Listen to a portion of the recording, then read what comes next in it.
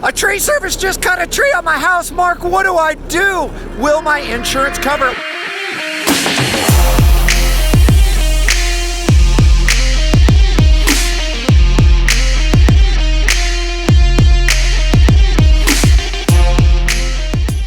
What's up, guys? It's Mark Russell, 770 Arborist, ISA certified arborist, also licensed insurance adjuster.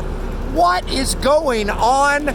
Today we are out in Ackworth, Georgia. Hey, listen, all I gotta say is everybody has a learning curve, okay? There are some times when you start off that you're gonna use the Home Depot ropes, you're gonna use a come along, and you're gonna use little bitty straps, little come along straps. I don't think you can see that. Those little straps that are right there.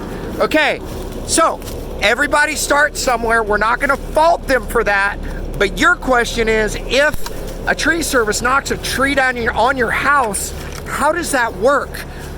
Your insurance carrier is called first party liability insurance, which means you don't have to mess with trying to go to the other person's insurance or the tree service's insurance, try to file a claim. Wait, Mark, did you just say I don't go to the insurance of the tree service? Why? Sorry, I had to interject because I'm editing the video and I realized I didn't answer why. Basically, you have first party insurance, which means your carrier has said if anything happens to your house, roughly, we are going to take care of it because it's you and them. The problem is, if you try to chase after the insurance carrier general liability policy of the tree service, while they may be liable, they're not going to move as fast to get that tree off your house right now.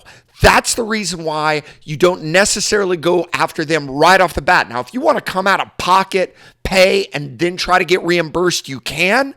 But remember, you have signed on the deck sheet of your policy basically that you will take reasonable measures to mitigate against further damage. And when a tree's on your house and there's a hole in the roof and rain's coming in, it's better just to file the claim on your carrier.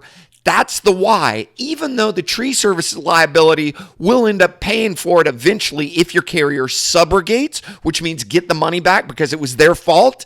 The process, because it's faster, is that you go to your homeowner's insurance because it's first party, not third party, because the third party could always potentially deny the claim. So that's kind of it. First party is always way easier to open a claim. You've paid. There's a set of rules that says if anything happens under these circumstances, we're going to pay. And your carrier can always subrogate, which means get their money back from the carrier of the insurance company. Let's get back to it in the field. The process is you file with your carrier, and then what the carrier will do, if they feel the need, they will subrogate to go get the money from the claim that they spend on bringing a crane out to pull the tree off the house.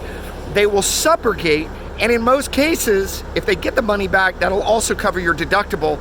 So anyway, guys, if you have a question, feel free to hit me up.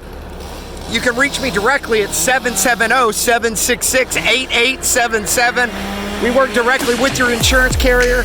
We're going to get back to work. You guys take it easy. Bye-bye.